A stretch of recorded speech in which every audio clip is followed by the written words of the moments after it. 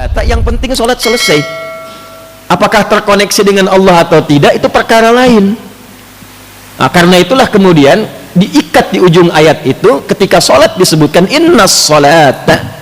Kenapa menggunakan alif lam? Karena kita mesti pastikan semua bagian sholat yang kita tunaikan itu terkoneksi kepada petunjuk dan ajaran Nabi, sehingga bukan hanya bacaan yang kita ungkapkan di lisan, gerakan yang kita lakukan, tapi juga ada hikmah yang kita pahami, bacaan yang kita mengerti, gerakan yang kita dalami, wa yuzakkikum, ada pengaruh kepada jiwa, sehingga kita menemukan sesuatu yang baru dalam hidup kita. Wa yu'allimukum ma lam takunu ta'lamun. Nah, ini tipikal ciri orang beriman, yang dengan itulah kemudian dia memburu waktu salat yang telah ditetapkan. Innas salata kanat 'alal mu'minina kitaban mauquta. Dia buru, jadi bukan dia tunggu, dia buru itu. Dia buru. Dan saat dikumandangkan konektivitas panggilan salat, nanti getaran imannya itu mengkonfirmasi. Itu yang dimaksud Quran surah ke-8 ayat yang kedua, Al-Anfal ayat 2. Innamal mu'minuna alladzina idza dzukirallahu wajilat qulubuhum. Pakai innama adatul hasri dalam ilmu nahwu itu untuk membatasi satu informasi. Sungguh ciri dasar orang beriman itu yang paling pokok sebagai berikut. Jadi kalau nggak punya ini, imannya dipertanyakan. Yang paling pokok, idza dzukirallahu, bila disebutkan nama Allah, wajilat qulubuhum, ada konfirmasi getaran iman dalam tubuhnya, dalam hatinya. Nah, untuk mengecek ada iman tidak dalam tubuh kita, untuk mengonfirmasi itu, maka diperdengarkanlah nama Allah itu konsekuensinya, supaya terdengar oleh telinga kita, tembus ke dalam hati kita, supaya dikonfirmasi oleh bagian iman, ada enggak nuklea iman dalam jiwa kita itu. Maka diperdengarkan di telinga. Telinga bahasa Arabnya udhun, jamaknya disebut dengan adzan. Adzan itu bukan sekedar panggilan. Kalau cuma panggilan mungkin namanya nida, selesai. Ya. Kenapa disebut dengan adzan? Karena panggilan ini diperdengarkan pada orang-orang yang masih punya pendengaran. Dan Anda tidak akan temukan satu panggilan yang disebutkan setiap pergantian waktu dalam sehari, mengiringi pergantian waktu, berubah dari gelap ke terang, ya kan? Muncul subuh, gitu kan? Ya, ketika berubah pergantian waktu ada panggilan. Pindah ke siang ada panggilan, siang ke sore ada panggilan, sore menjelang malam ada panggilan, datang malam sebelum tidur ada panggilan. Untuk mengecek jangan-jangan paginya ada iman, sorenya hilang. Yusbihu mu'mina wa yumsi, jauh-jauh di Riau saja, Pekanbaru dengan Bengkalis sama nggak waktu subuhnya tuh? Dengan Kampar sama tak? Perbedaan waktu itu bukan sekedar menunjukkan tempat lokasinya berbeda, tapi untuk memperdengarkan bacaan sholat 24 jam tidak berhenti di muka bumi ini. Di mana ada panggilan ibadah, memperdengarkan Tuhannya 24 jam tidak berhenti. Manusia mana yang mampu membuat sistem seperti itu? Ini yang menunjukkan kebenaran ajaran Islam, yang menunjukkan dan menguatkan Islam itu bukan budaya, bukan buatan, tapi betul-betul ad-dinul haq. Karena itu pede Al-Quran mengatakan inna dina indallahil Islam. Nah, cuma pertanyaannya bagi yang mengaku muslim itu, ketika sudah mengatakan beriman, konfirmasinya ada enggak? Maka sholat pertama dari bangun tidur, nah ini yang mau saya sampaikan, dari bangun tidur kemudian kita terdorong untuk menunaikannya. Sholat pertama ini satu-satunya yang memiliki dua nama yang langsung disebutkan di Al-Quran, dan seluruh rangkaian namanya unik nanti ya. Jadi kalau ada kitab itu cukup bagus ya, misalnya Nadharat fi Ma'anis Shalah, ada Asrarus Shalah, dan beberapa kitab-kitab lainnya itu kalau kita ada kajian-kajian yang agak unik yang tidak banyak ulama mengkaji itu. Saya ambil contoh begini, nanti saya balik ke waktu awal. Kalau siang itu bahasa Arabnya apa? Nahar kan? Nahar kas-sa'id. Ini kan banyak mubalik majlis tabligh ini. Nahar. Tapi kenapa sholatnya zuhur namanya? Sore itu apa bahasa Arabnya? Masa al-khair ya akhi. Kok sholatnya asar? Kok namanya asar? Padahal asar itu kan bukan sore. Al-waqtul ladzi yu'asiruna fa huwa asrun. Setiap momentum yang kita lalui namanya asar. Kok sore sholatnya asar? Maghrib menjelang pergantian. Kalau malam apa? Lail, tapi sholatnya isya. Apa kaitan isya dengan asya? Apa kaitan asya dengan ma'isya? Itu semua nyambung. Tapi karena sekarang kultum, dan tadi dikatakan tausiah singkat, kan? Maka saya hanya akan buka bagian pertama saja. Kenapa sholat pertama itu subuh dan disebut juga dengan fajar? Kenapa ketika disebutkan fajar yang disebutkan Qur'annya? Kenapa ketika disebutkan subuh yang disebutkan tanafusnya? Quran surah 81 ayat 18, was-subhi idza tanaffas. Quran surah 17 ayat 78, aqimis salata liduluki syamsi ila ghasaqil laili wa qur'anal fajr. Inna qur'anal fajri kana masyhuda. Yang lainnya salat, begitu masuk ke fajar Quran, begitu masuk ke subuh tanafus. Pernah nggak kita kaji dulu? Itu poin yang pertama dulu. Bapak Ibu sekalian, hadirin rahimani wa rahimakumullah. Saya mulai dari fajar dulu. Ada 3 kata dan 3-tiganya muncul di Quran.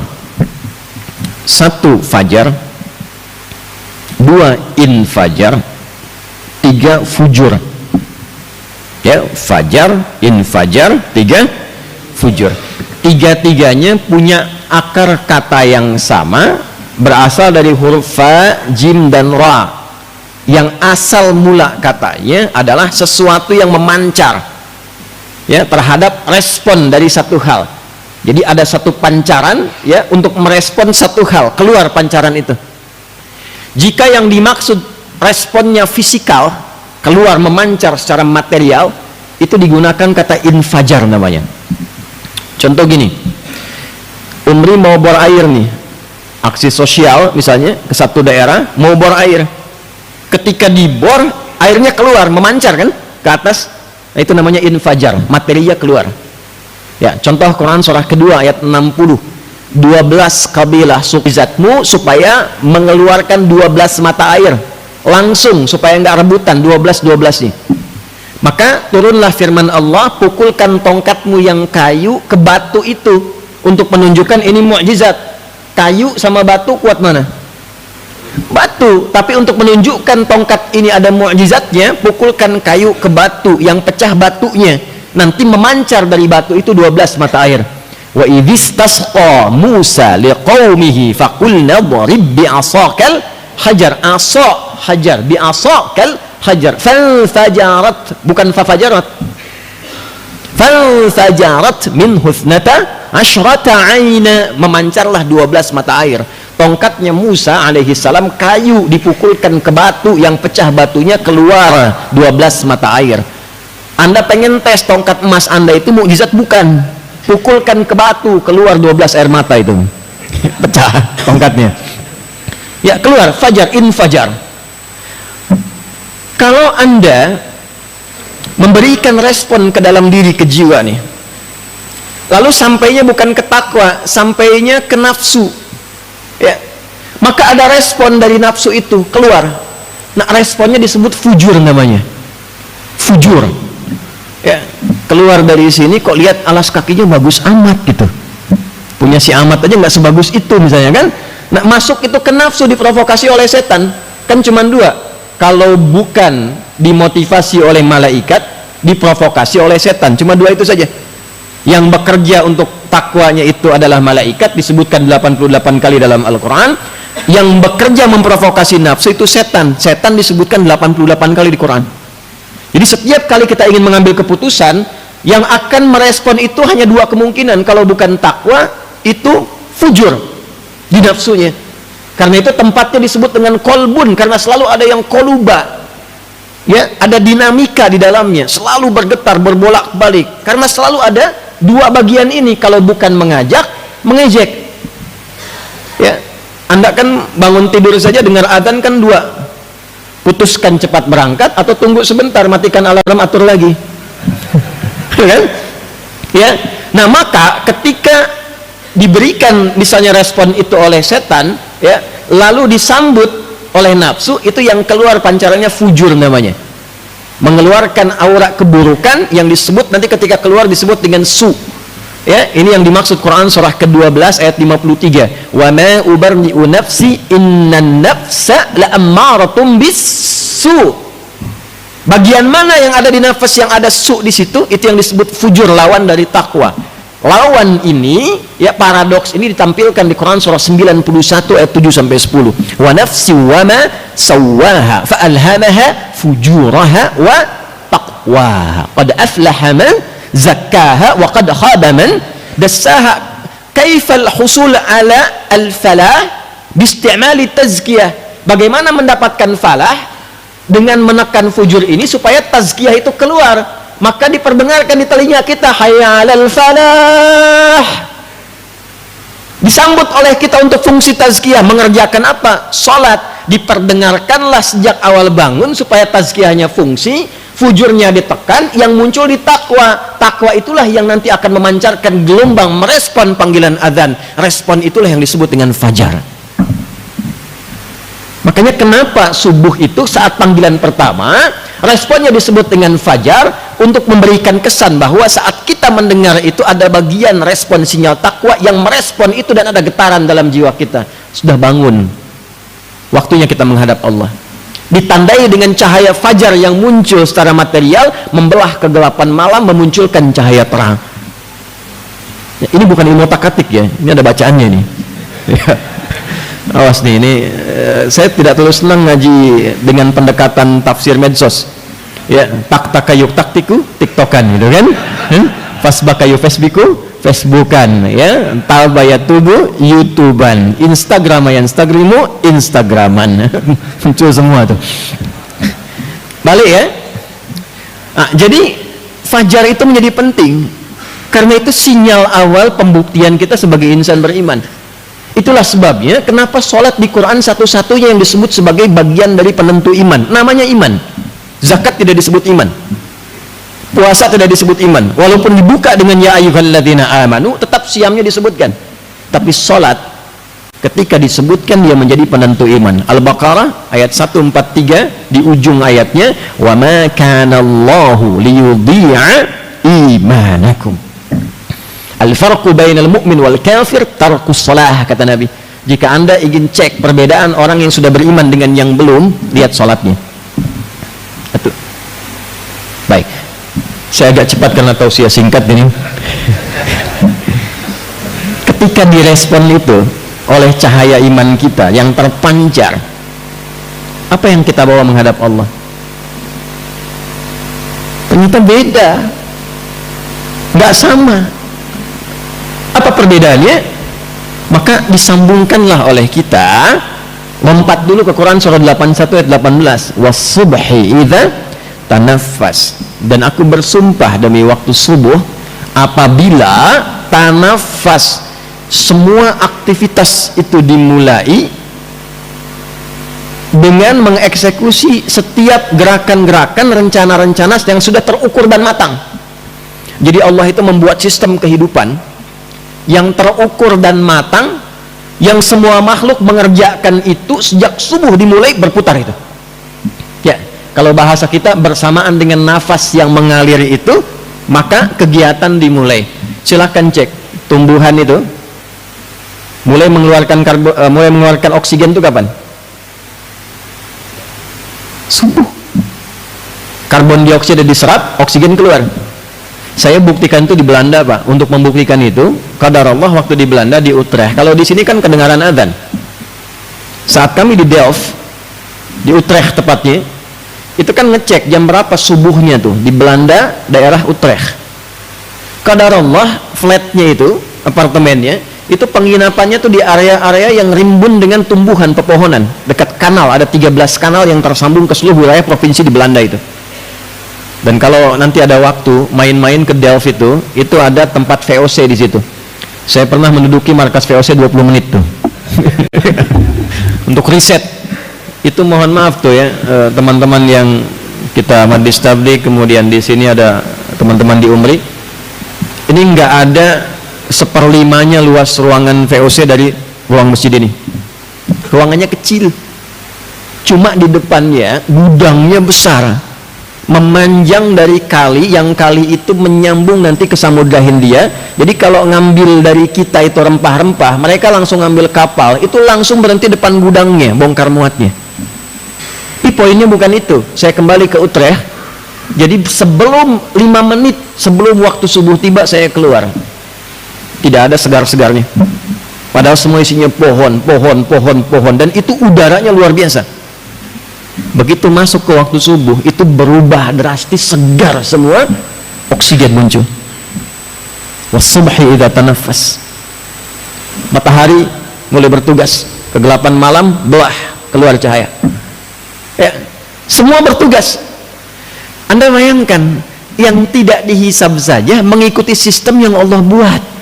Manusia itu bukan hanya sistemnya, diatur oleh Allah pergerakannya, pedomannya, arahnya, ditunjukkan sampai ditanya, fa'aina tadhhabun? Engkau ini mau kemana sebetulnya? Engkau aku ciptakan, hikmahnya aku jelaskan, sistemnya aku terangkan, pedomannya aku kirimkan, rasulnya aku tetapkan, pembinaannya ada, penjelasannya lengkap. Tapi masih belum paham juga, masih belum dipilih juga. Engkau mau kemana?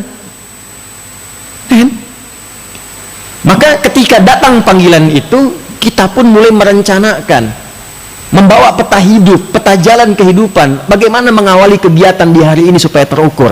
Dalam bahasa Arab, ketika Anda menyiapkan sesuatu yang terukur, terencana untuk dieksekusi, itu disebut dengan subuh namanya. Dari kata asbah. Kalau orang Arab tanya kaifa asbahta ya akhi, itu bukan hanya tanya kabar, tapi bertanya, bagaimana perencanaan aktivitasmu di hari ini? Apakah baik? Jam 7 mau kemana? Jam 8 di mana? Jam 9 kerjakan apa? Jam 12 mau kemana? Zuhur mau di mana? Asar di masjid mana? Sampai Isya jam berapa Anda tunaikan, di masjid mana Anda lakukan? Itulah subuh. Nah, jadi insan beriman itu tipikal utamanya, insan beriman, ciri keimanan kita, ya, sebelum kita menjalankan aktivitas, kita sudah punya rencana yang terukur. Bahkan Nabi itu kan mulai malam hari sebelum tidur istighfar dulu untuk mengevaluasi kegiatan sebelumnya, 70 kali sampai 100. Itu kan bukan istighfar cuma di lisan keluar, bukan. Istighfar itu kan bagian dari zikir. Zikir itu ingatnya dua, ingat aktivitas, koneksikan dengan Allah. Aktivitas ini disenangi Allah atau tidak, diridhoi Allah atau tidak. Makanya ketika istighfar, kita sambil mengingat 70 kegiatan kita sebelum tidur itu apa, 100 kegiatan kita sebelum tidur itu apa. Bicara sama teman, mengenakan tidak? Istighfari kalau kurang bagus. Ya, komunikasi kita dengan orang lain, pekerjaan kita itu diingat sampai kita sadar.